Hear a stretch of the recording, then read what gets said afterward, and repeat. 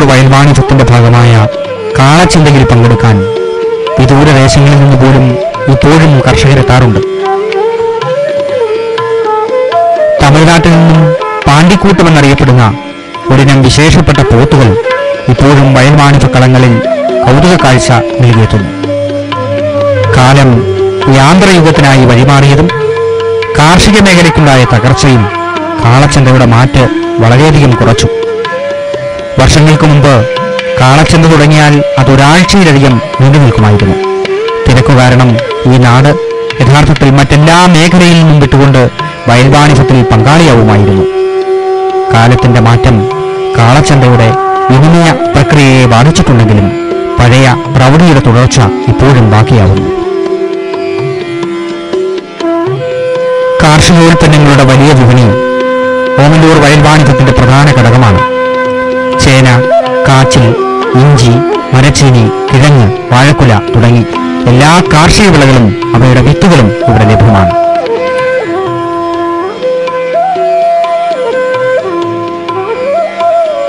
കൃഷിഭവനുമായി സഹകരിച്ച് ഗ്രാമപഞ്ചായത്ത് കാർഷികോൽപ്പന്ന പ്രദർശനം നടത്തുകയും മികച്ച വിളകളുടെ ഉടമകളായ കർഷകർക്കും കാളച്ചന്തയിൽ പങ്കെടുക്കുന്ന മികച്ച ജോഡി കാള പോത്ത് ഉടമകൾക്കും പ്രോത്സാഹന സമ്മാനം നൽകിവരുന്നു.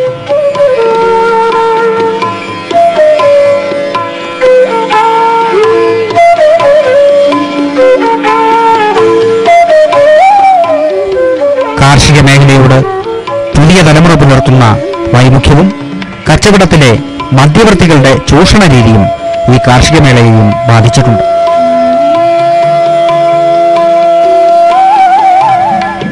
എങ്കിലും ലോഡ് കണക്കിന് കാർഷിക വിഭവങ്ങൾ ഇപ്പോഴും ഇവിടെ വിനിമയം ചെയ്യപ്പെടാറുണ്ട്.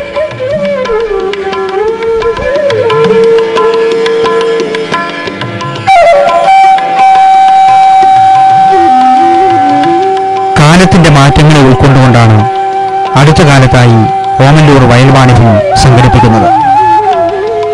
കൽച്ചട്ടി, ഉരൽ, ആട്ടുകല്ല്, അരകല്ല്, തടിയിൽ മെനഞ്ഞെടുത്ത മിതിയടി, അടച്ചൂറ്റി, വിത്തോറ്റി, പറ, നാഴി, മത്ത്, ചങ്ങരി, ഓട്ടുപാത്രങ്ങൾ, കുട്ടകം, ചെമ്പ്, അണ്ടാവ് തുടങ്ങി ഇന്നത്തെ വിപണിയിൽ അത്യപൂർവങ്ങളായതും പുതിയ കാലത്തിന്റെ സവിശേഷതകൾ ഉൾക്കൊള്ളുന്ന യന്ത്രസംസ്കൃതിയുടെ ആധുനിക ഉൽപ്പന്നങ്ങളും വാഹന വിപണന മേളയും IT മേളയും വയൽവാണിജ്യ വിപണിയെ വൈവിധ്യമുള്ളതാക്കുന്നു. ചാന്ത് തൊട്ട് ചെമ്പ് വരെ എന്നുള്ള പഴയ പ്രയോഗം അന്വർത്ഥമാക്കുന്ന ദൈനംദിന ജീവിതത്തിന്റെ ആവശ്യങ്ങൾ നിറവേറ്റാൻ പര്യാപ്തമായ എല്ലാ സാമഗ്രികളും ഇവിടെ ലഭ്യമാണ്. ഒരു മാസത്തോളം നീണ്ടു നിൽക്കുന്ന ഉത്സവത്തിന് കൊടിയിറങ്ങുമ്പോൾ വയൽവാണിജ്യ കളങ്ങൾ എഴിയുകയായി. സംഘസംസ്കൃതിയുടെ വിശുദ്ധമായ താളവും ഗന്ധവും പേറി കർഷക കൂട്ടങ്ങൾ അവരവരുടെ ഇടങ്ങളിലേക്ക് മടങ്ങുന്നു. പഴമക്കാരുടെ മനസ്സിൽ കുടമണികളുടെ കിലുക്കവും കാളവണ്ടി ചക്രത്തിന്റെ താളവും വയൽവാണിജ്യ സ്മരണയാകുന്നു. ഒരു ജനത മണ്ണിനെ എങ്ങനെ സ്നേഹിച്ചു എന്നതിന്റെ ഓർമ്മപ്പെടുത്തലാണ് ഈ ആഘോഷം. വയലുകളൊക്കെ നികത്തപ്പെടുമ്പോഴും വാണിജ്യങ്ങൾക്ക് പുതിയ അർത്ഥങ്ങളുണ്ടാകുമ്പോഴും ഇത്തരം കൂട്ടായ്മകൾ നമ്മളെ ഏതോ പുരാതനമായ സംസ്കാരത്തിലേക്ക് ചേർത്ത് പിടിക്കുന്നുണ്ട് എന്നത് തീർച്ചയാണ്.